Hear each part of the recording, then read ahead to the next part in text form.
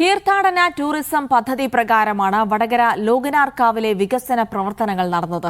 പുതിയ ഗസ്റ്റ് ഹൌസും കളരിയും എല്ലാം വികസന പ്രവർത്തനങ്ങളുടെ ഭാഗമായി വന്നതാണ്. പൈതൃക സംരക്ഷണ പദ്ധതി പ്രകാരവും വലിയ മാറ്റമാണ് ലോകനാർക്കാവിൽ വന്നത്.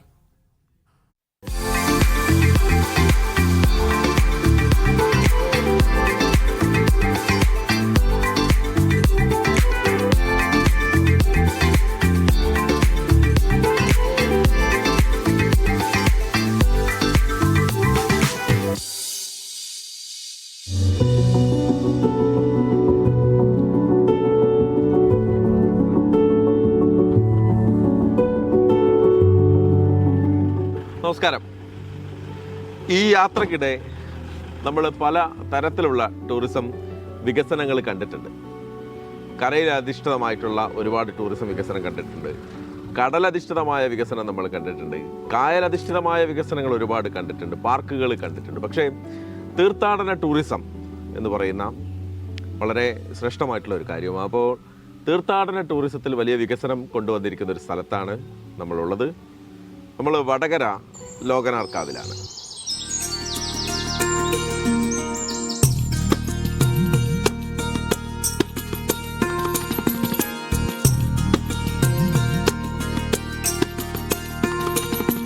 പൈതൃക സംരക്ഷണ പദ്ധതിയുടെ ഭാഗമായും വലിയ വികസനങ്ങളാണ് ലോകനാർക്കാവിൽ കൊണ്ടുവന്നിരിക്കുന്നത്.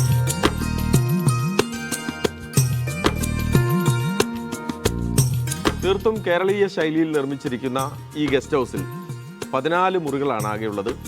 അതിൽ 10 എയർ കണ്ടീഷൻ ചെയ്തിരിക്കുന്ന മുറികളുണ്ട്, 4 നോൺ AC മുറികളുണ്ട്. അതോടൊപ്പം തന്നെയാണ് 11 പേർക്ക് ഒരുമിച്ച് താമസിക്കാവുന്ന ഒരു ഡോർമെറ്ററി സംവിധാനവും ഇതിൽ ഉൾപ്പെടുത്തിയിട്ടുണ്ട്.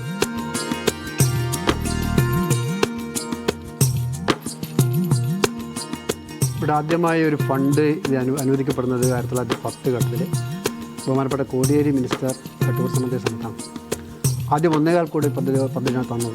പിന്നെ അത് 4.5 കോടി കൂടി വർദ്ധിപ്പിച്ച് 5.25 കോടിയുടെ ഒരു പദ്ധതിയാണ് ഇവിടെ പൂർത്തീകരിക്കപ്പെട്ടുള്ളത്. രണ്ടാമത്തെ ഒരു പദ്ധതി കിട്ടിയുള്ളത് കിഫ്ബിയുടെ ഭാഗമായിട്ടുള്ള പൈതൃക ടൂറിസം പദ്ധതിയാണ്. അതിൽ 6.69 കോടി രൂപയാണ് അനുവദിക്കപ്പെട്ടത്. അതിൻ്റെ ഭാഗമായിട്ട് കുറേ വികസന പദ്ധതി വന്നിട്ടുണ്ട്. അതിലേറ്റവും പ്രധാനപ്പെട്ടത് ഊട്ടുപുര. കുറച്ച് 19 വർഷമായിട്ട് ഇവിടെ വിവാഹം നടത്തുന്ന ഊട്ടുപുര ഇപ്പം ഏകദേശം 1 കോടി ചെലവഴിച്ചുകൊണ്ട് ആധുനിക രീതിയിൽ സംവിധാനം ചെയ്തിട്ടുണ്ട്. പിന്നെ 2 ചിറകളുണ്ട്. ഒന്ന് വലിയ ചിറയാണ്, ഒന്നൊരു ചെറിയ ചിറയാണ്. ഈ 2 ചിറകളും ഇപ്പം നവീകരിക്കപ്പെട്ടിട്ടുണ്ട്.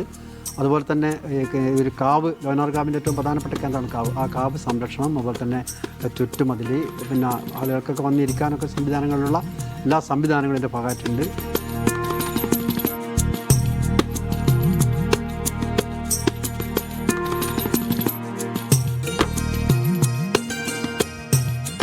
ലോകനാർക്കാവ് എന്ന് നമുക്ക് കേൾക്കുന്ന സമയത്ത് നമ്മളെ മനസ്സിലേക്ക് ആദ്യം ഓടിയെത്തുന്നത് തച്ചോളി ഉദയനനും കളരിയും ഒക്കെയാണ്.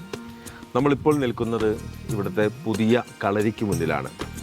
ഒരുപക്ഷെ പരമ്പരാഗതമായിട്ടുള്ള അതിൻ്റെ അളവും കണക്കുമെല്ലാം വളരെ കൃത്യതയോടുകൂടി തയ്യാറാക്കിയിട്ടുള്ള ഒരു കളരിയാണിത്. 100 കണക്കിന് കുട്ടികളാണ് ഇവിടെ നിന്ന് കളരി അഭ്യസിച്ചു പോകുന്നത്.